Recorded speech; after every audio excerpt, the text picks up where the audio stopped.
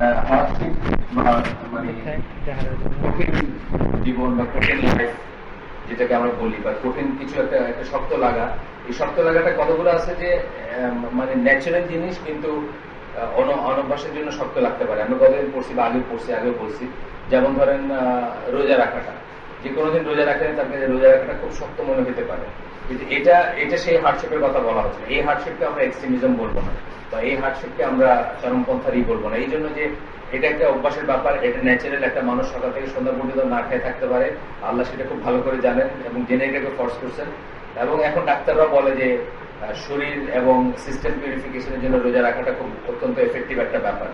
Specially আমরা যেভাবে আমাদের 1 মাস রাখি বা এইটার কথা বলা হচ্ছে না, বলা হচ্ছে যে অন্য ধরনের যেটা যে আমরা করছি আগে, যে সাহাবীদের ভিতরে ছিল বা পরবর্তীতে ছিল, ওই সময় কেউ সারা রাত নফল ইবাদত করতেছেন, কেউ সারা বছর রোজা রাখতেছেন, এবং তা করতে গিয়ে তাদের ওয়াইফের সাথে সম্পর্ক থাকতেছে না বা অলমোস্ট সংসার জীবন নাই। এই জিনিসগুলোর কথা বলা হচ্ছে এখানে। কেউ প্রমিস করছেন যে উনি হজের সফরে যাচ্ছেন, কিন্তু উনি ছায়া দাঁড়াবেন না কখনো, সবসময় রোদে থাকবেন। উনি মনে করতেছেন যে এটা বোধহয় একটা বেশি সওয়াবের কাজ, বেশি ইসের কাজ, সিনসিয়ারিটির কাজ বা বেশি ইখলাসের কাজ। এই সমস্ত জিনিসগুলোকে অ্যাড্রেস করা হয়েছে এখানে। আজকে আমরা যে অংশটায় আসবো, আজকের পার্টিকুলারলি এটা হচ্ছে যে আজকের পার্টিকুলার অংশটা যেটা, সেটা হচ্ছে যে should a person seek acts of hardship as a means of earning rewards from Allah? এটা হচ্ছে যে আরেকটা ভিউ থেকে তারা দেখতেছেন যে আল্লাহর কাছ থেকে বেশি রিওয়ার্ড পাওয়ার জন্য, বেশি সওয়াব পাওয়ার জন্য, যদিও এই ধরনের জিনিস আমরা পড়ে আসছি, কিন্তু বেশি সওয়াব পাওয়ার জন্য হার্ডশিপটাকে এই করবেন কিনা, জায়েজই ধরেন জিনিসটা, জায়েজই ধরেন, বা ওই ধরনের না যে আপনার আমরা যেটা বলছি যে এর আগে যে এক্সাম্পল গুলো আসলো, যেমন গতদিন আমরা যেটা পড়ছি সেটা ছিল যে এক একজন মানুষের ব্যাপারে এক এক রকম সহ্য ক্ষমতাটা এক এক রকম। সুতরাং একজন মানুষের জন্য যেটা কষ্টের, গতদিন আমরা যেটা পড়ছি, আরেকজন মানুষের জন্য সেটা কষ্টের না হতে পারে। আমি এক্সাম্পল দিচ্ছিলাম তাহাজুদের কথা। যেমন আমার ফ্যামিলিতে মানুষ আছেন যারা সারা জীবন তাহাজুদ করতেছেন, সারা জীবন 3টে 3:30 উঠতেছেন, এবং সব কাজগুলো তার ঘুমও হচ্ছে এবং সব কাজগুলো সে ঠিক মতো করতেছে। কিন্তু আমার ব্যাপারে আমি বলছি, আমি যখন এরকম উঠি তখন দেখা যায় আমার খুব কষ্ট হয়। কেন? যে তাহাজুদের পরে সময়টা 1 ঘন্টার সময় অলমোস্ট বসে থাকতে হয়। বাংলাদেশে জামাতটা অনেক দেরিতে হয় এসে আপনার মসজিদ গুলাতে। এখন যেমন 5টা বাজে 10 মিনিট আগে আমাদের পাড়ায়, অন্য পাড়ায় হয়তো 5 মিনিটের দিক সেটি হবে। তো এই সময়টা দেখবেন আপনি 1 ঘন্টা আগে তাহাজ্জুদ শেষ হচ্ছে, 1 ঘন্টা বা 1 ঘন্টা প্লাস আগে। তারপরে এই সময়টা আপনার বসে থাকাটা খুব কষ্টকর। এবং শুধু ওটার জন্য না, যারা আগে মানে যার কথা বলতেছে যে যিনি সারা জীবন তাহাজ্জুদ পড়েন, উনি আগে ঘুমান, উনি ধরেন 9টা 10টার ভিতরে ঘুমায় যান, এবং তাহাজ্জুদে উঠতে ওনার কিন্তু ঘুমের মেন অংশটা হয়ে যায়। এই যে ভ্যারিয়েশনটা, পার্সোনাল ভ্যারিয়েশনটা, এটা এক একজনের লিমিট এক একটা, এবং সেই জন্য কতটুকু হার্ডশিপ বা কতটুকু কষ্টের ব্যাপার সেটা পার্সন টু পার্সন ভ্যারি করবে। এটা নিয়ে আমরা গতদিন পড়ছি। তো আজকে যেটা করতেছে সেটা হচ্ছে যে আসলে কি একটা জিনিসের ভিতরে শক্ত লাইন নেওয়াটা বা শক্ত আমল নেওয়াটা, সেটা কি নাকি, মানে সেটা কি জায়েজ নাকি, বা সেটা কি করা উচিত কিনা, সেই জিনিসটা পড়বে। এর আগে একটু এই ধরনের জিনিসই পড়ছি, বাট একটু তফাৎ আছে আজকেরটার সাথে অন্যদিন একটা। আজকেরটা যেমন উদাহরণ বলতেছে যে মানে আপনার যে কষ্ট, এই কষ্টটা কি আল্লাহ চান নাকি। ফার্স্ট কথা হচ্ছে আপনি কষ্ট পাইলেন, এটাতে আল্লাহর কোনো প্লেজার আছে নাকি না, আপনাকে কষ্ট দিয়ে আল্লাহর কোনো প্লেজার নাই। এটা হচ্ছে প্রথম একটা আন্ডারস্ট্যান্ডিং। আল্লাহ হয়তো অনভ্যাসের জন্য একটা আমল কষ্ট লাগতে পারে, যেমন ফজরের নামাজে উঠা যায়, যারা অভ্যাস নাই তারও তো কষ্ট লাগতে পারে, কিন্তু আল্লাহ যে ফজরের নামাজে ওঠাটাকে আমাদের জন্য ফরজ বা ওয়াজিব করছেন, সেটা কিন্তু আমাদেরকে কষ্ট দিতে গিয়ে করেন না। রমাদানের রোজা যে আমাদের জন্য ফরজ করছেন বা ওয়াজিব ফরজ করছেন বা ব্যয় করছেন, এটা আমাদেরকে কষ্ট দিতে গিয়ে করেন না। এটা আমাদের ডেফিসিয়েন্সির জন্য কষ্ট লাগতে পারে, সেটা অন্য জিনিস, যা আমরা বললাম একটু আগে। আর এখন আমরা বলতেছি যে একটা আমলের ভিতরে কষ্ট অংশটুকু আমি কি খুঁজে কষ্ট অংশটুকুকে রিওয়ার্ডের জন্য মনে করবো যে এটা নেসেসারি বা এটা হওয়া উচিত, এটা না হলে রিওয়ার্ড হবে না, বা এটা না হলে আমি সওয়াব পাবো না, এই জিনিসটি নিয়ে আমরা পড়তেছি। প্রথমে একটা হাদিস রিপোর্ট করতেছেন, যে হাদিসটা বুখারী মুসলিমের হাদিস। হ্যাঁ, বুখারী এবং মুসলিম, ইবনে মাজাহ, আরো অন্যান্য জায়গায় আছে, বাইহাকি। এই হাদিসটা হচ্ছে যে আপনারা সবাই জানেন, এই যে নিয়তের হাদিসটা, যে প্রত্যেকটা অ্যাকশন আমলগুলা হচ্ছে কি আর বাট ড্রিভেন বাই ইন্টেনশনস। আপনার আমলগুলা কিসের জন্য আসে? নিয়ত থেকে আসে, নিয়ত দিয়ে আমল আসে। Verily everyone shall have but that which, মানে আপনি সেটাই পাবেন, shall have but that which he intended। আপনি যেটা ইন্টেন্ড করছেন, যেটা নিয়ত করছেন, যেটা চাইছেন সেটা। তাহলে no need is, এখানে তারপর বলতেছেন যে hardship in a deed, an individual should not intend hardship in a deed viewing a greater reward। আপনি কোন একটা কাজের ভিতরে কাঠিন্য, কষ্টটা খুঁজবেন না রিওয়ার্ড খুঁজতে গিয়ে। তারপর বলতেছেন instead he may seek the deed that has greater reward due to his greater hardship। উল্টাভাবে বলতেছেন কথাটা, যে এমন একটা কাজ আপনি করতে পারেন যেটা গ্রেটার রিওয়ার্ড আছে ডিউ টু গ্রেটার হার্ডশিপ, কিন্তু হার্ডশিপ ইটসেলফ খুঁজবেন না। মানে যদি কখনো হয় যে গ্রেটার রিওয়ার্ড ফর গ্রেটার, মানে ধরেন কথার কথা আমি বলতেছি যে আপনি একটা উদাহরণ বের করতেছি আমি, দাঁড়ান, যে ধরেন হজের সফরটার কথা বলতেছি, হজের জীবন, হজের আপনি রোদে দাঁড়ায় থাকবেন, ছায়া যাবেন না, এটা আল্লাহ চান না আপনার কাছে, এটা আপনার মন গড়া, যে আমি রোদে দাঁড়ায় থাকবো, বেশি কষ্ট করব, বেশি রিওয়ার্ড পাবো, এটা আপনার মন গড়া ব্যাপার। কিন্তু আরেকটা ব্যাপার আমি বলি, যে ধরেন আরাফাতের ময়দানে আপনি একটা তাঁবুতে আছেন, আপনি ছড়ায় ছিটায় আপনার বিছনা বা বিস্তর বসায় বসছেন, একজন লোক আসলো, আপনি তাকে একটু জায়গা ছেড়ে দিয়ে আপনি একটু কষ্ট করলেন, আপনি ভাবলেন যে প্রতিদানে আল্লাহ আপনাকে, আল্লাহর কাছ থেকে আপনি প্রতিদান পাবেন। অথবা আপনার কাছে একই পানি আছে, আপনি ওই সৌদি আরব যারা গেছেন তারা জানেন যে পানিটা কত প্রিশিয়াস ব্যাপার। আপনার কাছে এক গ্লাস পানি আছে, আপনার পিপাসা লাগবে আপনি জানেন, কিন্তু আপনি ওইটা অর্ধেক শেয়ার করলেন আরেকজন হাজির সাথে, থিঙ্কিং দ্যাট আল্লাহ আপনাকে রিওয়ার্ড দেন। কথার কথা, আপনি এই যে ব্যাপারটা চুজ করলেন, এটার ওটার ভিতরে ডিফারেন্স আছে না? এখানে একটা দলিল আছে, একটু কষ্ট আপনি করবেন, সফরের একটা কষ্ট, যে কষ্টটা শেয়ার করতে গিয়ে করতেছেন, মানে যেটা করার পেছনে একটা কারণ আছে এবং শেয়ারিং কারণ আছে, যে আপনার ভাইয়ের সাথে আপনি শেয়ার করলেন, তাকে একটা জায়গা দিলেন। সফরের কথা আমরা জানি না, সফরের শেয়ারিং কেয়ারিং এই জিনিসগুলো কিন্তু খুব ম্যাটার করে। এবং সালাম দিতে বলছেন বেশি বেশি, হজের আমলের ভিতরে আছে খাওয়াইতে বলছেন বেশি বেশি। আপনি দেখবেন হজে আপনি কি করতে পারেন, মাবরুর হজের জন্য কি করতে পারেন, একটা সালাম দিবেন বেশি বেশি, আপনি খাওয়াবেন বেশি বেশি, খাওয়ানো বা পান করানো যেতে। এই জন্য দেখবেন যে আপনি এসে যখন যাবেন ওই মসজিদুল হারামে, যখন আপনি এখন এই গরমের দিনে যারা ওমরা করতে যাবেন, দেখবেন যে রোজার দিনে আমরা গেছিলাম, যে আপনি চক্কর দিতেছেন আর মানুষ গ্লাস হাতে নিয়ে দাঁড়ায় রয়েছে আপনার জন্য, মানে আপনি দাঁড়াইতে হবে না, মানে হাঁটতে হাঁটতে গ্লাসটা দয়া করে নিবেন এবং নিয়ে খেতে খেতে যাবেন। ওই লোকের লাভ কি? ওই লোক চিন্তা করতেছে যে আপনাকে এইটুকু করার জন্য সে আল্লাহর কাছে একটা রিওয়ার্ড পাবে, আপনার পিপাসিত, আপনি ওই সময় গরমের ভিতরে টফ করতেছেন, হোয়াটএভার। এটা যেটা ব্যাপার, যে আমরা রিওয়ার্ডের জন্য, মানে গ্রেটার রিওয়ার্ড আলা গ্রেটার কষ্টগুলো করতে পারি, কিন্তু অহেতুক কষ্টের ভিতরে রিওয়ার্ড, এটা মনে রাখবো, দুটো কিন্তু আলাদা জিনিস। আমরা একটা জিনিস হচ্ছে যে রিওয়ার্ড বলা হয়েছে বা সওয়াব বলা হয়েছে, এই ধরনের বেশি বড় আমলগুলা বা একটু কঠিন আমলগুলো আমরা করতে চেষ্টা করতে পারি, কিন্তু একটা কাঠিন্য বা একটা শক্ত কিছু বা একটা কষ্টের কিছুর ভিতরে বেশি সওয়াব আছে, এই ধারণাটা যেন আমাদের না থাকে। তাহলে আমাদের এরপরে বলতেছেন, no deed is proper if it is not in accord with the goals of the lawgiver। lawgiver কে আল্লাহ তাআলা, আল্লাহ সুবহানাহু ওয়া তাআলা, উনি যা চাইছেন সেটার সাথে যদি না মিলে, তাহলে কোনো কাজের কোনো রিওয়ার্ড নাই। সেই লাইনে আসতে হবে, সেই অ্যাক্সিসে আসতে হবে। যেমন আমরা জানি কি, যে আমাদের একটা নিয়তের জন্য একজন লোক ধরেন কোরবানি দিল, সোজা একটা ছাগল কোরবানি দিল, একজন লোক 100টা গরু কোরবানি দিল। সামান্য একটা নিয়তের জন্য একজনের একদম কোনো রিওয়ার্ড না থাকতে পারে, যে 100টা দিছে সে যদি মনে করে যে মানুষে বলবে আমার হাজী সাহেব 100টা গরু কোরবানি দিচ্ছেন, শেষ হয়ে গেল না তার এই সামান্য জিনিসের জন্য। আরেকজন যে একটা ছাগল দিচ্ছে, সেও সেটা আল্লাহর একটা বিধান পালন করতে গিয়ে, আল্লাহর একটা আদেশ পালন করতে গিয়ে বা আল্লাহকে খুশি করতে গিয়ে তার যা ছিল সামর্থ্য তাই যে সে একটা ছাগল দিচ্ছে। দুইজন কিন্তু একই ধরনের কাজ করছে, কিন্তু একটা নিয়ত, এটি বলতেছে যে no deed is proper if it is not in accord with the goals of the lawgiver. লগিভারের গোল কি ছিল এখানে? স্যাক্রিফাইস। স্যাক্রিফাইস কার জন্য? কোরবানি। কার জন্য? আল্লাহর জন্য। ইখলাস সহকারে শুধুমাত্র আল্লাহর জন্য কোরবানি করা ছিল তার গোল। উনি সেটি চাইছেন আপনার কাছে। সূরা বাকারায় আছে না যে রক্ত পৌঁছায় না, মাংস পৌঁছায় না আল্লাহর কাছে, হ্যাঁ, তাকওয়াটা পৌঁছায়, সেটা চাইছেন। সেটার লাইনে পড়লো না, আপনার এটা আর কোনো মিনিং থাকলো না। এটা একই ব্যাপার, কষ্টটা আপনি করবেন, করতে গিয়ে একটা আমল করতে গিয়ে কষ্ট হবে, কিন্তু ওই লাইনে থাকতে হবে, মানে আল্লাহ যা চাইছেন সেই লাইনে থাকতে হবে। আপনার মন গড়া লাইনে বা মন গড়া ইচ্ছা মতো হইতে পারবে না। এটা আমরা দেখবো, আরো আসবে কথা এটা। তারপর বলছেন, if the person's intention is to undergo hardship, he is contradicting the intent of the lawgiver.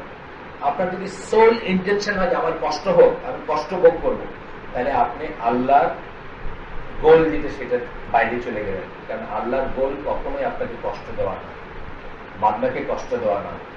Test করা হতে পারে কিন্তু আপনাকে কষ্ট দেওয়া না। এই জন্য শরিয়া আমরা দেখব, শরিয়া সবসময় ইজি করতে আসছে সবকিছু। আপনার জীবনকে সহজ করতে আসছে। আপনাকে রুখসাত দেয় না শরিয়াতে। ধরেন আপনি ওযু ছাড়া সালাত হবে না, কিন্তু আপনি ডেজার্টে যাচ্ছেন, আপনার সাথে শুধু 1 লিটার পানি আছে অথবা পানি নাই।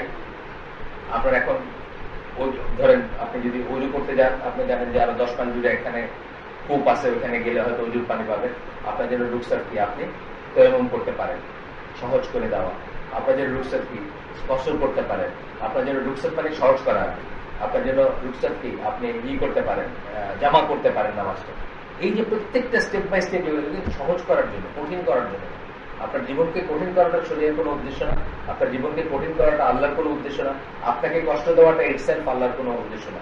দেয়ার আর পিপল যারা মনে করে যে কষ্টের ভিতরে পারফেকশন আছে, যেমন ধরেন বুদ্ধিস্টরা নির্বাণার জানেন না, মাথা নিচে পাও, মাথা নিচে দেওয়া, ঠ্যাং উপরে দেয়া, বা আসে না, খুব ডিফিকাল্ট ব্যাপার আছে কিছু।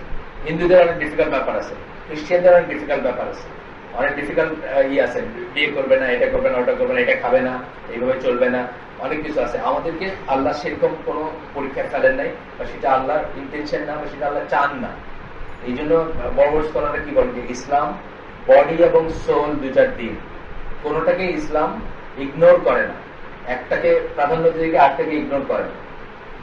কথাটা বুঝছেন তো? মানে দুইটা মিলায় ইসলাম। আল্লাহ আপনার কাছে আপনার ইবাদত গুলা যেরকম বডি এন্ড সোল, আপনার সব ইবাদত গুলা দেখবেন, সালাত বডির ব্যাপার আছে, সোলের ব্যাপার আছে, রোজা সিয়াম বডির ব্যাপার আছে, সোলের ব্যাপার আছে, প্রত্যেকটা। জাকাতেও সেম আছে। জাকাতে আপনার নিয়তটা আপনি কি নিয়তে দিলেন, বা জাকাত নিয়ত করে দিলেন কিনা, হিসাব করে দিলেন কিনা, বডি সোল, আপনার সম্পদ যাবে বা ইত্যাদি যাবে, বডি এন্ড সোল সব মিলায়। মানে আপনার বডিটাকে এবং আপনার সোলটাকে কোনটাকে ইসলাম ইগনোর করে না। আচ্ছা, এরপরে আসতেছেন, hardship is not a parameter for reward.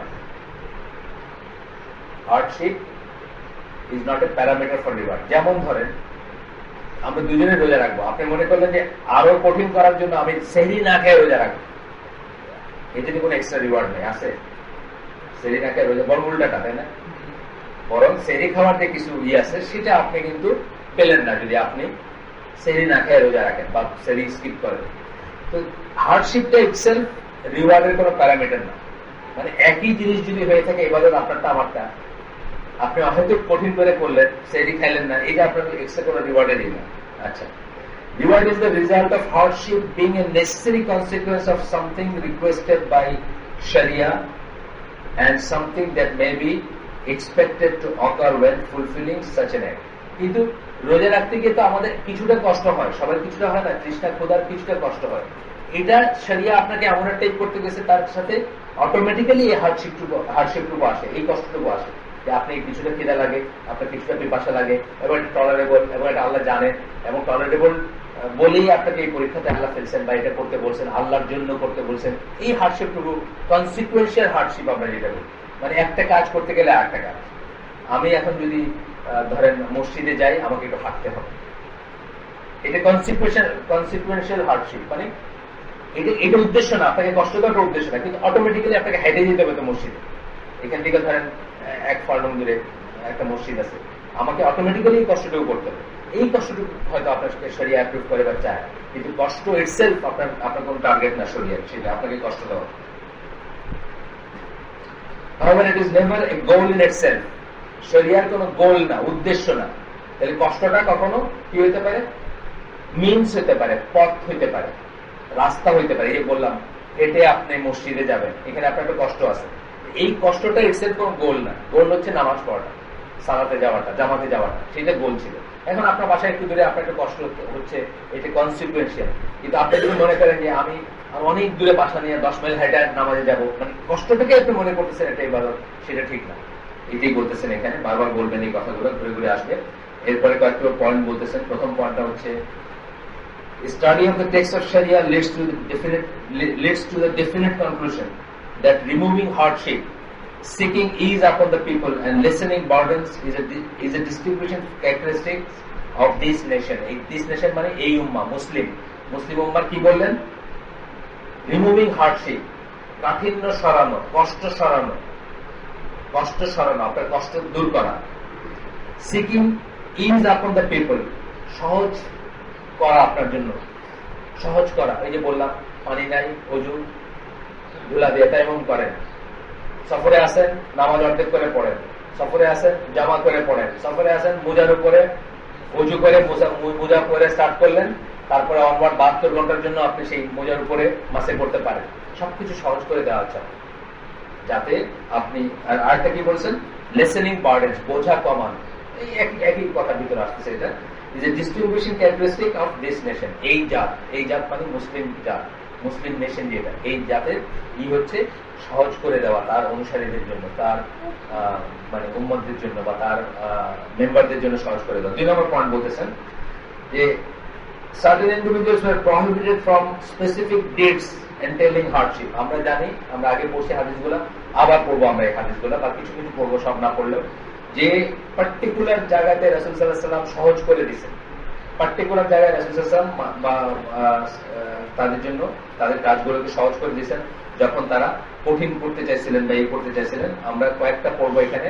1 নম্বরটা হচ্ছে ওই 3 জনের, আমি আর নতুন করে হাদিসটা পড়বো না, ওই 3 জনের উদাহরণ যারা বলছিলেন যে একজন বলছিলেন যে তিনি কোনোদিন রাতে ঘুমাবেন না, তাহাজ্জুদ করবেন। একজন বলছিলেন যে তিনি কোনোদিন আর রোজা মানে নফল রোজা ছাড়বেন না, প্রতিদিনই করবেন। আরেকজন বলছিলেন যে তিনি বিয়ে শাদী করবেন না। ওই হাদিসটা এখানে আবার কোট করছেন। এই কোট করে লাস্টে মানে শুধু এইটা বলছেন, আল্লাহ রাসূলের কথাটা বলছেন যে by Allah I am most fearful of Allah and most conscious of him. আমি আল্লাহকে সবচেয়ে বেশি ভয় করি এবং আল্লাহ সম্বন্ধে সবচেয়ে সচেতন কথাটা মানে আমি আল্লাহকে সবচেয়ে ভালো জানি, আল্লাহ সম্বন্ধে আমার জ্ঞান সবচেয়ে বেশি, এটা রাসূল সাল্লাল্লাহু আলাইহি ওয়াসাল্লাম বলতেছেন। তারপরে বলতেছেন যে আমি রোজা রাখি এবং ভাঙি, আমি সালাত আদায় করি এবং ঘুমাই রাতে, এবং আমি বিয়ে করছি। whoever turns away from my way of life is not from me, যে আমার সুন্নাহ থেকে মুখ ফিরে নিলে সে আমার কেউ না।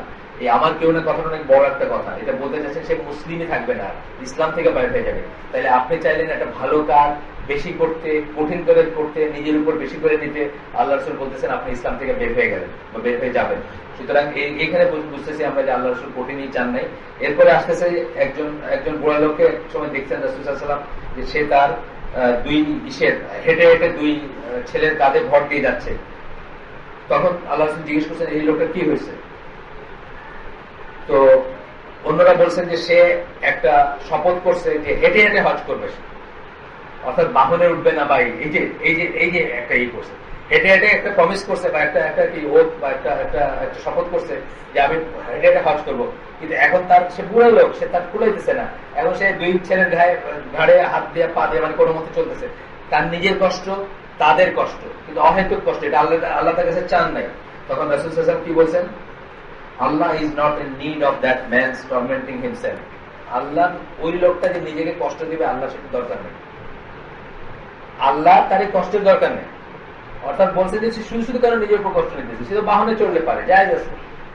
আপনি জানেন তো তওয়াফ করা জায়েজ আছে, সে উঠে চলে তওয়াফ করছেন, আল্লাহ রাসূল সাল্লাল্লাহু আলাইহি ওয়াসাল্লাম তওয়াফ করা জায়েজ আছে। আপনার যদি কষ্ট হয় আপনি উঠে চলে করবেন, আপনি কেন কাঁধে বর দিয়ে যাবেন? আচ্ছা, এরপরে আসছে আরেকজনের কথা আসছে, উকবা বিন আমির। ইনি একসময় পরবর্তীকালে ইজিপ্টের গভর্নর ছিলেন। 44 হিজরিতে বোধহয় মারা গেছেন নাকি না, মারা গেছেন 58 হিজরিতে। আর 44 হিজরিতে উনি ইজিপ্টের গভর্নর ছিলেন, সাহাবী।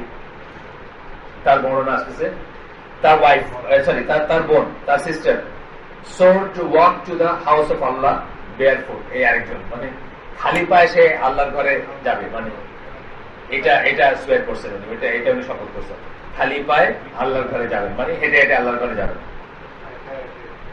এবং উনি আল্লাহ রাসূলকে জিজ্ঞেস করতে বলছেন এই যে এই করলেন এটার ব্যাপারে জিজ্ঞেস করতে বলছেন।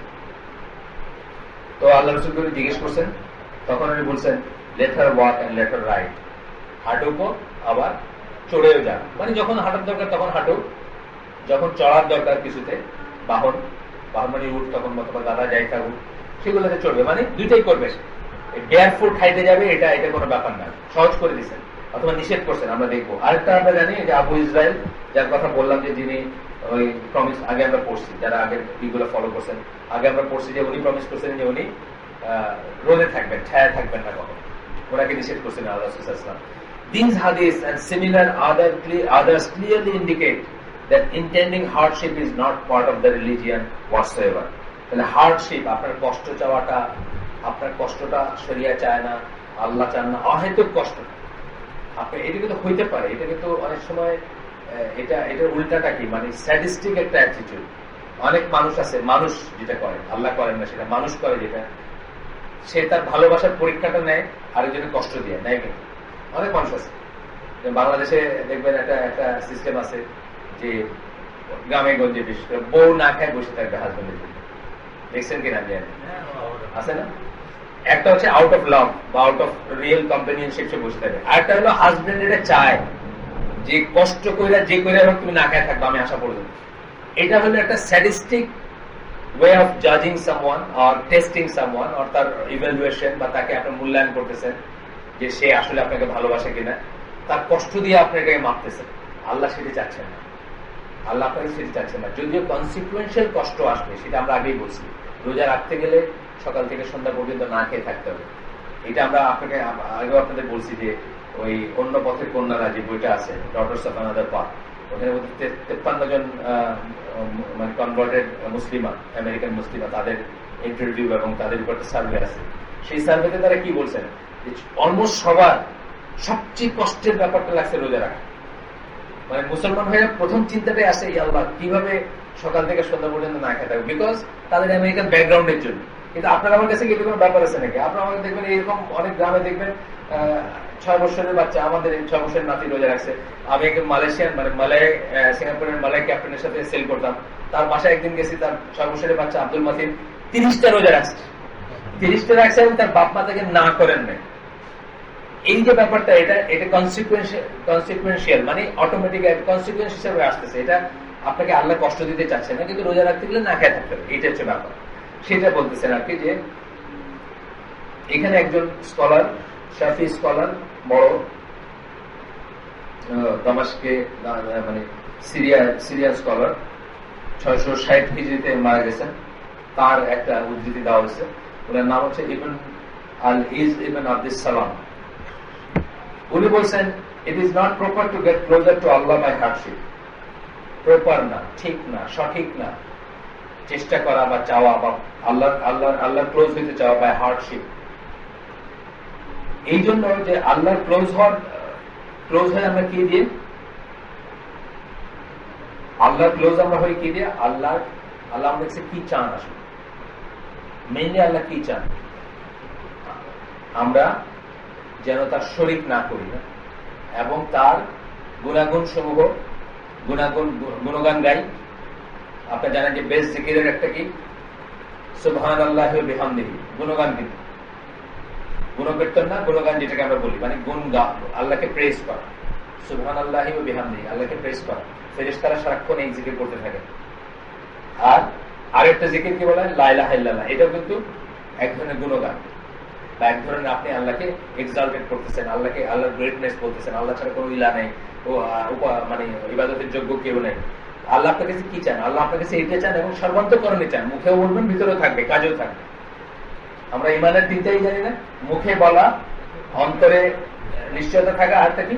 আমলে রূপান্তরিত করা, অ্যাকশন থাকবে। এই তো চান আল্লাহ আপনার কাছে।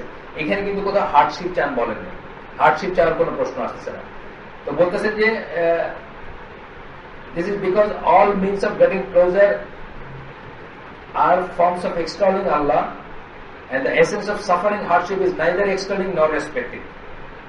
আর হার্ডশিপ, কষ্ট করা যেটা, এটা আল্লাহকে প্রেজ করা হইল না, এটা আল্লাহকে প্রেজও করা হইল না, এবং এটা রেসপেক্টও করা হইল না। এটা জাস্ট আপনি আপনার উপর কষ্ট নিলেন, আসলে কি প্রেজ করলেন? আসলে কি আল্লাহকে আল্লাহর গুণগান গাইলেন বা আল্লাহর তাসবিহ করলেন, তা কিন্তু করলেন না। রেসপেক্টও পারল না, কষ্ট নিলেন। এবং এই কষ্টের ভয়ঙ্কর দিক কোনটা? যদি আপনি একসময় ফেড আপ হয়ে যান, যদি আপনার একসময় মনে হয় ধুস শালার এইটা করতামই না, মানুষের যেটা হয় আর মানে কিছু একটা করতে গিয়া যখন কষ্ট হয়ে গেল, বিরক্ত হয়ে গেলেন, একসময় আপনি ছেড়ে ছুড়ে দিয়া ক্লিন শেপ জিন্সের প্যান্ট টি শার্ট ভিতরে দিয়া স্নিকার ক্যাটস করে আপনার করে বাড়িয়ে দিচ্ছেন, সব শেষ। কষ্ট করতে গিয়া বেশি বেশি হার্ড নিতে গিয়ে সব শেষ। বহু মানুষকে আমরা চিনি এরকম। এটা আল্লাহ চান নাই। এই আমরা আগে পড়ছি, এই চ্যাপ্টারটারে আগে পড়ছি যে আল্লাহ ততক্ষণ বিরক্ত হন না যতক্ষণ আপনি না বিরক্ত হবেন আপনার উপরে, আপনার আমলের উপর। এমন কোন আমল করবেন না যেটা অতিরিক্ত করতে গিয়ে আপনি আপনার উপর বিরক্ত হয়ে যাচ্ছেন, আপনি আর ধরে রাখতে পারতেছেন, আপনি আর করতে পারতেছেন।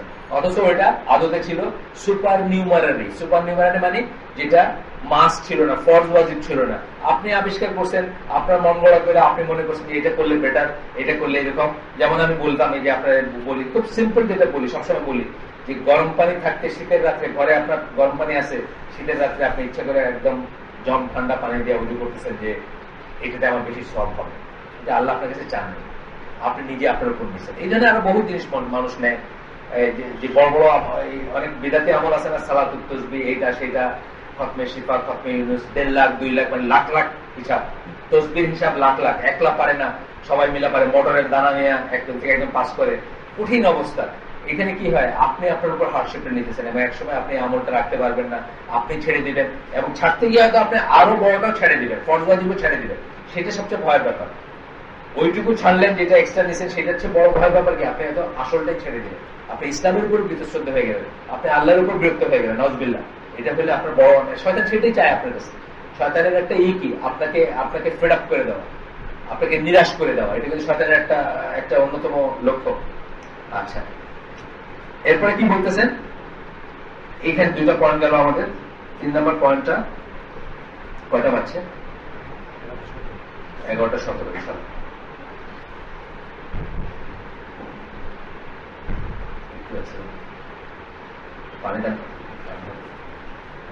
আচ্ছা, 3 নম্বর পয়েন্টে ছিল রিওয়ার্ডস আর varying but not due to hardship. Reward যে ভ্যারিং এটা সত্যি কথা, সোয়াব যে ভ্যারিং এটা সত্য কথা। সোয়াবের তারতম্য আছে, কিন্তু এই তারতম্যটা হার্ডশিপের উপর ডিপেন্ড করে হয় না। এই তারতম্যটা হবে কিসের উপর ডিপেন্ড করে? নিয়তের উপর ই করে হবে। পারফেক্টলি কি কত পারফেক্টলি করবে? যেমন সালাতে একটা দাঁড়াইছে, সালাতে পাশাপাশি 2জন মানুষ দাঁড়াচ্ছে, একই ডিউরেশনে সালাত করতেছে, একই ডিউরেশনে ইমামের পিছনে আমরা যখন সালাত আদায় করি, আমাদের তো নিজস্ব কোনো ডিউরেশন আলাদা করে বাড়ানো কমানোর রাস্তা নেই। কিন্তু একজনেরটা আল্লাহর কাছে অ্যাকসেপ্টেড হবে, একজনেরটা আমরা জানি 110 190 এরকম একটা হিসাব আছে, একটা হাদিস আছে না, জানেন তো? আপনি সালাত করবেন কিন্তু আপনার 110 আল্লাহর কাছে অ্যাকসেপ্টেবল হবে। কারোটা এরকম করতে করতে অর্ধেক পর্যন্ত আছে না, হিসাব আছে একটা হাদিস, লম্বা হাদিস। এটা মানে কি, যে একই কাজ করব কিন্তু ভ্যারিং রিওয়ার্ড হবে।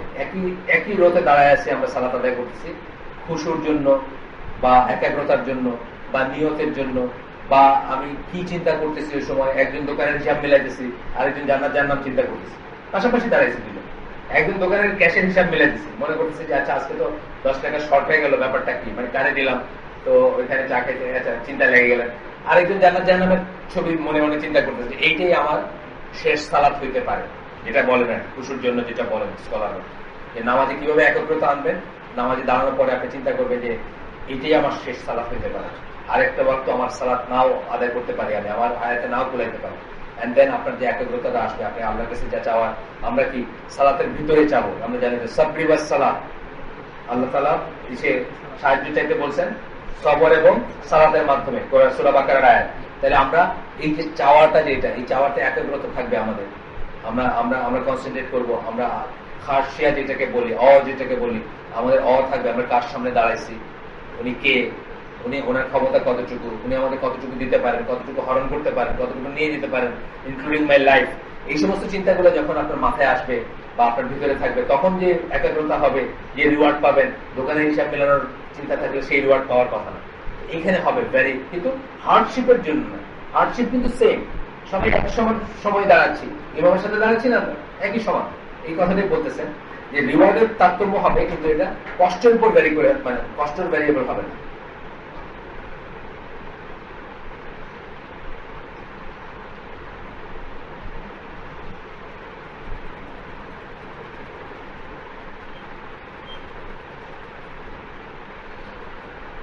এখানে বলতেছেন great reward could be the result of a small deal. আমরা জানি না ছোট্ট একটা কাজের অনেক বড় রিওয়ার্ড পেতে পারে, জানি না আমরা। আমি এটা বলি, ওই ইংরেজি ফ্রেজ বলি আর কি, স্টিচিং টাইম বলে একটা কথা আছে। কোন সময় কোনটা করলেন ওটা বড় একটা ব্যাপার না, অথবা কখন করলেন, কোথায় করলেন, কিভাবে করলেন, এই সব কটা জিনিস ম্যাটার করে না। রিওয়ার্ড, ওইখানে আপনি 5 মিনিট দাঁড়ায় সালাম এই করছেন জামাতে, আপনি 5 মিনিট দাঁড়ায় বাসায় করছেন, একই কাজ করছেন, স্থানটা ডিফারেন্ট, আপনার রিওয়ার্ডটা ব্যারি করে গেল 27 গুণ অথবা প্লাস ব্যারি করে গেল, একই কাজ করছেন। স্টিচিং টাইম যেটা বলি, যেমন দোয়া কবুল হওয়ার কতগুলো সময় আছে, আপনি যদি সেগুলো জানেন, আপনি যদি সেগুলোকে ইউজ করেন, তাহলে আপনার পসিবিলিটি, আপনার দোয়াটা অ্যাকসেপ্টেড হওয়ার পসিবিলিটি অনেক বাইরে গেল।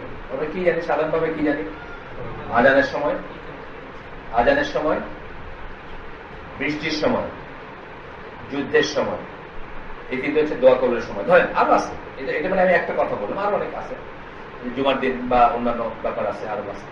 এই জিনিসগুলো যদি জানেন, যত জানবেন, বা মাগরিবের ঠিক আগে আগে যত জানবেন, যত ই করবেন, আপনাদের ডিলটা হয়তো আপনার ছোট, কিন্তু রিওয়ার্ডটা হয়তো অনেক বড় হতে পারে, আপনার দোয়াটা অ্যাকসেপ্টেড হয়ে গেল। সুতরাং কষ্ট করাটা কোনো ইন ইট সেলফ কোনো কন্ডিশন না, ইন ইট সেলফ কোনো শর্ত না, বা ই না, এটাই বলতেছেন। তো এখানে একটা হাদিস কোট করেছেন, আপনারা সবাই জানেন, ইমানের 70টিরও বেশি শাখা আছে। এটার উপর একটা বই আছে, আপনাদেরকে আমি অলওয়েজ বলছি রিকমেন্ডেড বুক পড়ার জন্য, সোয়াবুল ইমান, বাংলায় পাওয়া যায়, বাংলাদেশ ইসলামিক সেন্টার ওরা বাই করছে। মারা গেলেন কয়েকদিন আগে প্রফেসর নাজির আহমেদ, জামাতের বোধহয় ওই গবেষণা সেলের কিছু একটা ছিলেন, উনি বোধহয় ট্রান্সলেট করছেন বইটা, ইংরেজিতে পাওয়া যায়, ফেথ 77 ব্রাঞ্চেস, ইমাম বাইহাকির বই। এই বইটা সবাই পড়বেন ইনশাআল্লাহ, খুব খুব প্রিসাইজ এবং খুব টু দ্য পয়েন্ট বই, সবাই পড়বেন। আর এটা ছোট্ট ফর্মে আমরা বোধহয় একটু ইস্যু দিয়েছিলাম, মানে এই 77টা কাজ কি কি, এটা বোধহয় আমরা আমাদের গ্রুপে দিয়েছিলাম একবার, খুব জাস্ট পয়েন্ট গুলো আছে এভাবে দিয়েছিলাম। আপনারা ইনশাআল্লাহ পড়বেন, বইটা কালেক্ট করে পড়বেন বা বাসায় রাখতে পারেন। কতগুলো কালেকশনের ভিতরে আমি মনে করি এটা একটা কালেকশন, ওয়ার্ড কিপিং বাসায় রাখার জন্য।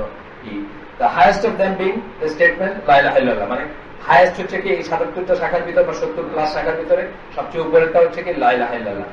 লা ইলাহা ইল্লাল্লাহ বলতে কষ্ট হয় নাকি? না, লা ইলাহা ইল্লাল্লাহ বলতে কষ্ট হয় না। লা ইলাহা ইল্লাল্লাহ কি মিন করে, সেটা মিন করে বলাটার জন্য জ্ঞানের দরকার আছে, বোঝার দরকার আছে, নিয়তের দরকার আছে। কষ্ট কিন্তু খুব বেশি হয় না এটা বলতে। কিন্তু এটাকে কি বলতেছেন? এটা হাইয়েস্ট, এটাকে হাইয়েস্ট বলতেছেন। লোয়েস্ট যেটা বলতেছেন ওইটার বরং এর চেয়ে বেশি কষ্ট। লোয়েস্ট কি বলতেছেন? যে রাস্তা থেকে একটা ক্ষতিকর জিনিস অপসারণ করা, এটা চিন্তা করে যে মুসলিম ভাইয়ের কষ্ট হবে এবং মানুষের কষ্ট হবে ইত্যাদি। এটা তো বড় লা ইলাহা ইল্লাল্লাহ বলার চেয়ে বেশি কষ্ট হবে। কিন্তু লা ইলাহা ইল্লাল্লাহ হাইয়েস্ট বলতেছেন কেন? কারণ ওইটার মর্যাদাটা ওই রকম। প্রপার নিয়তে যদি বলতে পারেন, ওটা আরেক দিক দিয়ে কষ্ট, ওটা আরেক দিক দিয়ে কষ্ট মানে রিয়েলি ওটা মিন করে বলাটা কঠিন, কিন্তু কোনো ফিজিক্যাল হার্ডশিপ না, ওটা কোনো বোঝা নাই, কোনো ফিজিক্যাল হার্ডশিপ না, ওটা থেকে আপনার মনটা জায়গা মতো আসতে হবে, সেই কষ্টটা আছে। ওটা অন্য ধরনের কষ্ট, যে আপনার একাগ্রতা থাকতে হবে, আপনার নলেজ থাকতে হবে, আপনার জানতে হবে লা ইলাহা ইল্লাল্লাহ কি, এটার মিনিং কি, কেন বলতেছেন, এটা দিয়ে আপনি কি মিন করতেছেন, কি কি আপনার উপর ওয়াজিব করে নিচ্ছেন, কি কি আপনার উপর হারাম করে নিচ্ছেন, ইত্যাদি অনেক কিছু আছে জ্ঞানের দিক দিয়ে ব্যাপারটা। কিন্তু ফিজিক্যাল কষ্ট যেটা বললাম, এটা কলার চোখলা রাস্তা থেকে উঠায় নিয়ে ডাস্টবিনে ফেলাটা হয়তো লা ইলাহা ইল্লাল্লাহ বলার চেয়ে বেশি কষ্ট। তারপর বলতেছেন কি যে and the lowest being removing something harmful from the road, and modesty is a branch of faith. Lowest কি বললেন? রাস্তা থেকে ক্ষতিকর জিনিস সরানো। হাইয়েস্ট বললেন লা ইলাহা ইল্লাল্লাহ বলা, বা লা ইলাহা ইল্লাল্লাহ ঘোষণা দেওয়া, বলা না ঠিক ঘোষণা দেওয়া।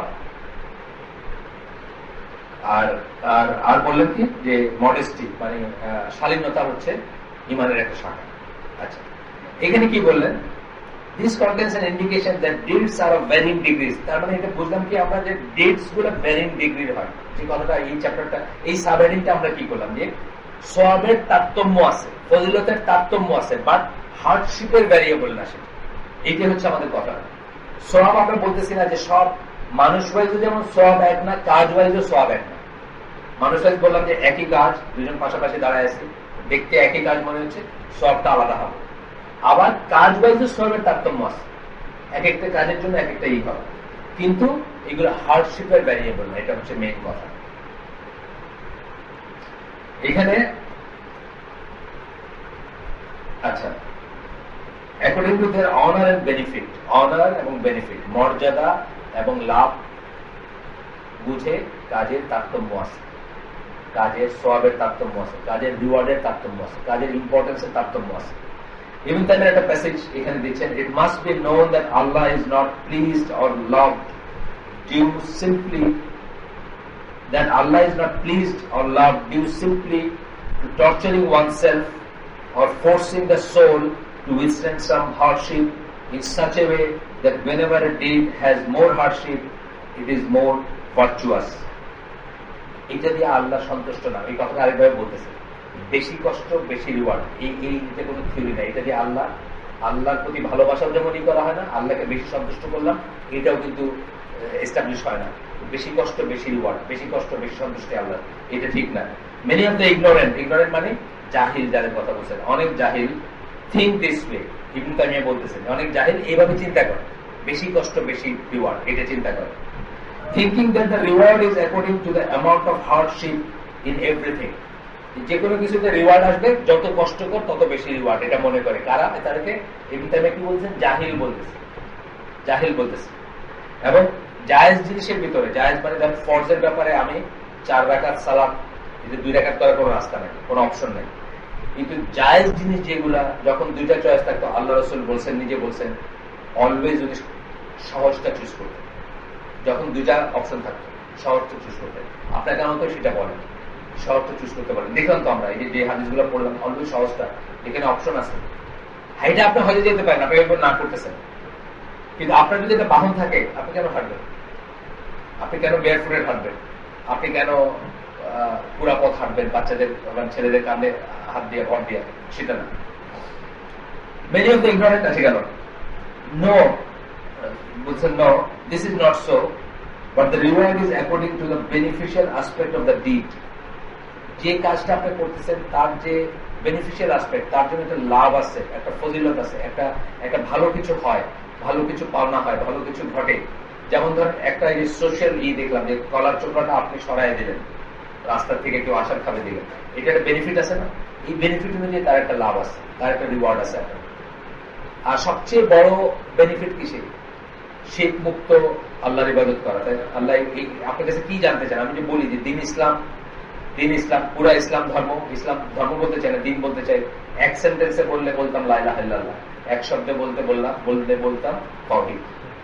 গোটা ইসলামের মূল কথাটা কি? লা ইলাহা ইল্লাল্লাহ, এবং এক শব্দে বললে তাওহীদ।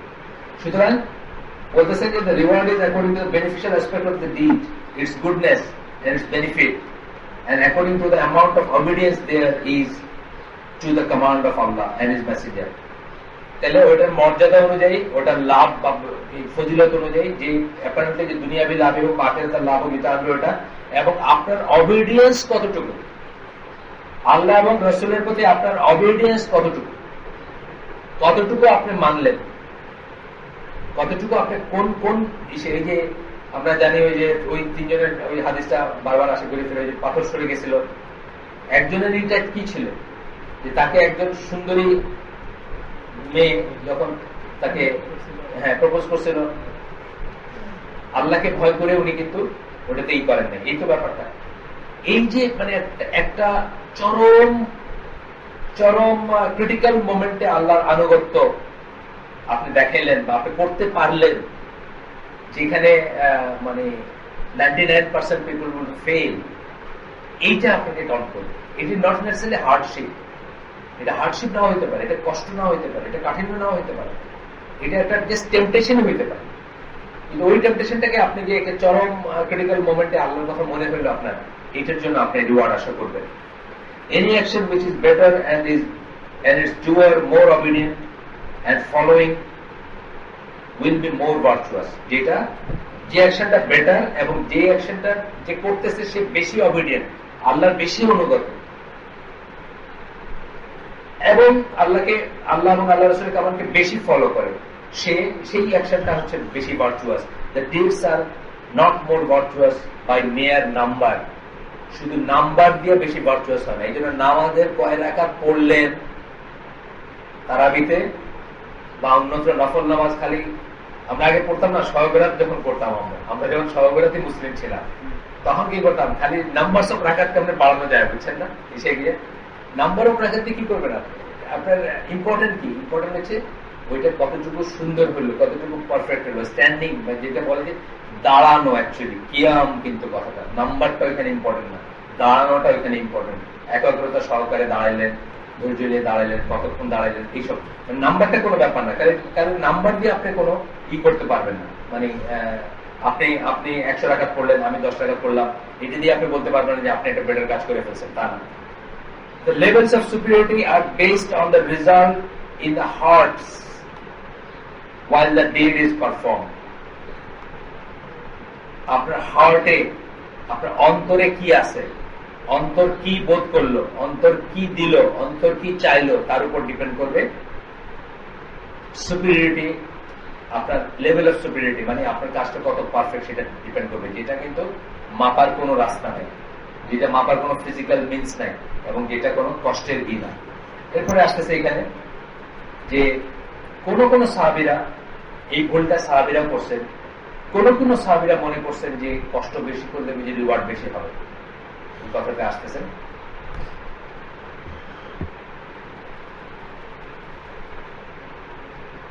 এক নম্বর হাদিস আসতেছে আয়েশা রাদিয়াল্লাহু আনহা বর্ণনায়। আয়েশা রাদিয়াল্লাহু আনহা রাসূল সাল্লাল্লাহু আলাইহি ওয়াসাল্লাম বলতেছেন, ইয়া রাসূলুল্লাহ, অন্য লোকেরা দুইটা কাজ করে যাচ্ছে, আমি কেবল একটা কাজ করে ফিরে যাচ্ছি। আপনারা জানেন উনি তো উমরা করতে পারেন না। ওনারও মনে হয়েছে একসময় দুইটা কাজ করাটা বেশি কষ্ট, বেশি ফজিলত, বুঝছেন না? আমি একটা করে যাইতেছি, কিন্তু আল্লাহ তাকে এক্সামশন দিয়েছিলেন। তিনি যদি এইভাবে না করতেন হয়তো তার করতে হইতো না, কিন্তু ওনার মনেও আসছে জিনিসটা যে অন্যরা দুইটা করলো, আমি একটা করলাম। আমরা যারা না জেনে আগে হজ করছি প্রথমবার, আরে বাপরে, মানে বাসে তো আলাদা আলাদা সার্ভিসই আছে। এই বাংলাদেশি, পাকিস্তানি, ইন্ডিয়ানদের নিয়ে যাওয়ার জন্য আলাদা সার্ভিসই আছে, 2 তলা বাসের, ফ্রম মসজিদুল হারাম টু মসজিদ তানিম, মানে ওই আয়সা মসজিদটাকে বলে। কেন? ওইখানে গিয়ে হাম্বাইনে গোসল করে আবার একটা উমরা, মানে আপনি কয়টা আমি এটা, মানে সকাল বিকাল এটা চলতেছে, আপনি কয়টা আমি 6টা, আমি 8টা, এরকম চলতেছে। আমাদেরও আছে, সাহাবীদের বেলায় ছিল। আল্লাহ রাসূল সাল্লাল্লাহু আলাইহি ওয়াসাল্লাম কি বললেন তাকে? Wait until you become pure, তার পিরিয়ডটা শেষ হওয়া পর্যন্ত তাকে ওয়েট করতে বললেন। তারপরে বললেন যে এন্ড দেন গো টু আল তানিম, তানিমে যাও, এন্টার দা, মানে ইহরাম বাঁধো, এবং তারপরে আমাদেরকে এই জায়গায় আমার সাথে দেখা করো। বাট ইট, মানে দ্য রিওয়ার্ড অফ উমরা is according to your spending and hardship. Spending and hardship, এই কথাটা বলছেন অবশ্যই। এইখান থেকে একটা বোঝার স্কোপ আছে, বা কেউ মনে করতে পারেন, মানে এই হাদিসটা যদি কেউ পড়েন তাহলে মনে করতে পারেন যে কষ্ট বেশি হইলে রিওয়ার্ড বেশি। আমরা দেখবো এটার এক্সপ্লেনেশন কি। ইমাম নাওয়ী বলতেছেন, this is clear in meaning that the reward and virtue of the act of worship is increased by an increased amount of toil, কষ্ট বা শ্রম, এবং এক্সপেন্স, এবং খরচ করার উপরে। The meaning of toil is that which is not censured by law. The same is true for expense. মানে এখানে কষ্ট করার কথা কি বলতেছেন? এটা সেই কষ্ট না যেটা ইসলাম নিষেধ করে, ইসলাম বারণ করে, সেই কষ্ট না, বাট কনসিকুয়েন্সিয়াল যেটা, মানে আপনার অটোমেটিক্যালি যেটা আসলো, সেটা অটোমেটিক্যালি যে কষ্টটা আসলো সেটার কথা। আমি যেটা বললাম মসজিদে যাওয়ার সময় যে কষ্ট, অটোমেটিক্যালি যেটা আসলো কষ্ট, যেতে গেলে এটা হাঁটতে হবে, এইটার কথা, এই ধরনের কষ্টের কথা বলা হচ্ছে। এক্সপেন্সের বেলায় বলা হচ্ছে যে এক্সপেন্সের যে খরচটা আপনি করবেন, যেটা অপচয় না।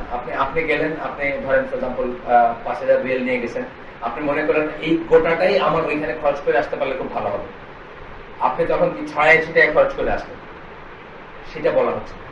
সেটা তো কি হলো, মানে যেটা শয়তান, অপচয়কারী শয়তানের বাইক, এটা অন্য ক্লজে পড়ে গেল, সেই খরচের কথা বলা হচ্ছে না। যে খরচটাকে বাধা দেওয়া হয় না, যে খরচটাকে নিষেধ করা হয় না, যে কষ্টটাকে নিষেধ করা হয় না, যে কষ্টটাকে বাধা দেওয়া হয় না, সেটুকু কষ্ট করার জন্য বলতেছেন। যেমন ধরেন উল্টাটা বলি, যে আপনি হেঁটে তওয়াফ করতে পারতেছেন, একটা হলো আপনি পারতেছেন না, বলছিলাম এর আগে, তাই না? পারতেছেন না, আপনার ছেলের কাঁধে ভর দিচ্ছেন বা এটা করে, কিন্তু আপনি হেঁটে তওয়াফ করতে পারতেছেন, কিন্তু আপনার কাছে আল্লাহ অনেক পয়সা দিচ্ছেন। আপনি এখন একটা বয় বেয়ার করে ফেললেন যে আমি নাম্বার অফ তওয়াফ করবো 7 × 7 49, 7টা কমপ্লিট তওয়াফ, মানে কমপ্লিটলি কিন্তু আমি অন্যের কাজে চলে করবো, বিকজ আল্লাহ আমাকে পয়সা দিচ্ছে। এই কথাটা বলছি, এটা কিন্তু একটা আরেকটা ব্যাপার। একটা হচ্ছে কষ্ট অহেতুক করার ভিতরে কোনো ই নাই। আপনার যদি কষ্ট হচ্ছিল এটাই করতে, বাচ্চাদের কাঁধে বর্জ্য করার দরকার ছিল না, আপনি বাহনে চড়ে করতে পারবেন। আর আরেকটা হচ্ছে আল্লাহ আপনাকে শক্তি সামর্থ্য দিচ্ছেন, হেঁটে করতে পারেন, জাস্ট বিকজ আপনার পয়সা আছে, আপনি এখন ওই 4 জনের বয়ে নিয়ে আপনাকে যাবে, ওইটা দিয়ে 7 করলেন, এটা কিন্তু আপনার এটা ভার্চুয়াস হলো না। একজন ডাক্তার আমার আমেরিকা থেকে হজ করতেছেন, উনি আমার বলছেন যে দেখবেন কয়েকদিন পরে এই হজের ব্যাপারটা শিশু পার্কের মতো হয়ে যাবে। মানে মাঝখানে একটা এরিয়া, অনেক কটা শিশু পার্কে দেখছেন না, কতগুলো প্লেন মার্কা থাকে, ওগুলোতে চড়ে বলবে 7 চক্কর ই গেল। আমি বললাম যে আপনার মাসাল্লাহ, আপনার মাথায় তো অনেক অনেক অনেক উর্বর গেল আপনার। বলছে হ্যাঁ, এই হিসেব যদি করতে পারে কিনা, ওই যে ট্রলিতে জায়জ হলে ওটা জায়জ হবে না কেন, ব্যাপারটা এক, বুঝছেন না? উনি বলতেছেন যে ট্রলিতে যদি জায়জ হলে ওটা হয়, কয়েকদিন পরে দেখবেন ডিজিটাল হজ হবে, সবাই এসে ওটাতে একটা একটা করে চড়ে বলবে 7 চক্কর। ওটা শিশু পার্কে দেখছেন না কতগুলো থাকে, হ্যাঁ হ্যাঁ, এরকম করে ওই প্লেন মার্কা বা এই মার্কা আছে, দানা মার্কা, ওটা ঘুরে আসবে 7 চক্কর, হজ হয়ে যাবে। তো যাই হোক, এটা উনি বলছেন, এটাও আমাদের মাথায় আসতেছে, মুসলিমদের মাথায় কারো কারো মাথায় আসতেছে। এসকেলেটর দিয়ে তো হইতে পারে, হয় না? মানে এসকেলেটরটা ইলেকট্রিক কি দিয়ে তো দাঁড়ায় থাকলেন, ঘুরে চলে আসলেন একবারে। একটা জিনিস বুঝতে হবে যে হজ বলে না শুধু। আমার এক বন্ধু আমাকে ফাজলামি করে বলছিল, জুনিয়র ফ্রেন্ড, মানে নেগেটিভে 2 বছর জুনিয়র। ওই একটা অফিসে আমরা যাইতাম, ওইখানে গেলে নামাজের সময় খালি উজু করতাম, দেখা যেত যে নামাজের সময় সবাই হাত গুটাইতেছে, এই করতেছে, লাইন এটা সেটা। তো বলছে আমি চিন্তা করছি আপনাদের একটা উজুর মেশিন বাইর করবো। আমার কেমন যে আপনারা মাথা হাত পা এইভাবে দিয়ে দিবেন, চলে আসবেন। তো উজু মানে সেটা না, উজু কিন্তু স্টার্টস ফ্রম একদম বিসমিল্লাহ থেকে শুরু হয়, তারতিব আছে, আপনি জানেন। প্রথমে নিয়ত আছে, আপনাকে জানতে হবে যে আপনি আল্লাহর বর্ষকের জন্য রেডি হচ্ছেন, নিয়ত করবেন, মিসওয়াক করলেন, তারপরে নিয়ত করলেন, তারপরে আছে আপনার অর্ডার আছে। উল্টা হইলে কিন্তু আপনি জানেন তো, আমরা শিখছি ওজুর 6টা ফরজ, আর আলোচনা জামা কি বলে, সরি আমরা শিখছি 4টা ফরজ, আলোচনা জামা কি বলে 6টা বলে। 6টার ভিতর কি একটা এক্সট্রা হচ্ছে কি নিয়ত, আর একটা কি বলে তারতিব। অর্ডার গুলো না হলে আগে পা দিলে হবে না, আগে পা দিলে। আমাদের দেশে কিন্তু আগে বলছে যে তারতিবের কোনো মিনিং নেই, আমরা ছোটতে বড় হয়ে শিখছি এটা। যাই আপনার ইচ্ছা করলে ভালো, শুন না, কিন্তু আপনি পা দিয়ে শুরু করলে কোনো সমস্যা নেই। এইটা থেকে আসে খালে পড়ে গেলে উজু হয়ে গেল, বলি না আমরা। খালে কি কোনো তারতিব আছে নাকি? খালে কোনটা আগে গেল কোনটা পরে গেল, কোন তারতিব আছে? আপনি পড়ে গেছেন, পুরা শরীর ভিজে গেছে, উজু শেষ। এই কথাটাই আমার ওই জুনিয়র বলতেছে আমাকে, যে মেশিন বানাবে, মুখ মাথা হাত দিব, একবার এই করে বা বাইরে চলে আসবে আর কি, বুঝছেন? স্লট থাকবে আর কি, যে স্লটে মাথা ঢোকাবেন, মুখ ঢোকাবেন, এই করে। এটা অজুর পারপাস না, উদ্দেশ্য না, বা আল্লাহ এইভাবে অজু করাটা চান নেই। অজুর কতগুলা সিকুয়েন্স আছে, একটা ইবাদতের কতগুলা সিকুয়েন্স আছে, কতগুলা ফিলিং আছে, কতগুলা ইন্টেনশন আছে, বা কতগুলা স্টেপস আছে। ওই স্টেপগুলো একটার আগে একটা করলে হবে না। আপনি আগে পা ধুইলেন, পরে মুখ দিলেন, আপনার অজু হবে না। আলোচনা যেমন মনে করে তাই। যাই হোক, তারপর ফিরে আসি পয়েন্টে। আরো একটা আছে, রাসূল সাল্লাল্লাহু আলাইহি ওয়াসাল্লাম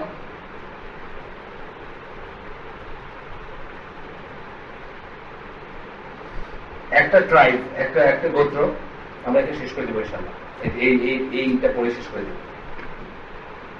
একটা গোত্র, তারা তাদের বাড়ি বিক্রি করে দিতে চাইছিল, এবং কেন? মসজিদের কাছে চলে আসার জন্য। তখন আল্লাহ রাসূল সাল্লাল্লাহু আলাইহি ওয়াসাল্লাম কি বলছিলেন? O tribe of Salima, remain in your homes, your footsteps are recorded for you. Remain in your homes, your footsteps are recorded for you. He also told them, কি বললেন? বাড়ি বেচো না, মসজিদের কাছে আসার জন্য বাড়ি বেচো না, থাকো কনসিকুয়েন্সিয়াল। যেটা মানে এখানে হেঁটে আসতে গেলে এমনিতেই কষ্টটা হবে, হার্ডশিপ ইটসেলফ কোনো গোল না। এবং এটা আমরা জানি যে আমার যদি সামর্থ্য থাকে, আমার যেটা বললাম, আমার সামর্থ্য থাকলে আমি ট্রলিতে করে টপ করবো না, হেঁটে করবো, এটা কনসিকুয়েন্সিয়াল। এই কষ্টের রিওয়ার্ড আছে, এটা কিন্তু বাড়তি কষ্ট না, চেয়ে বাড়তি কষ্ট নিজের উপর নেওয়ার কষ্ট না।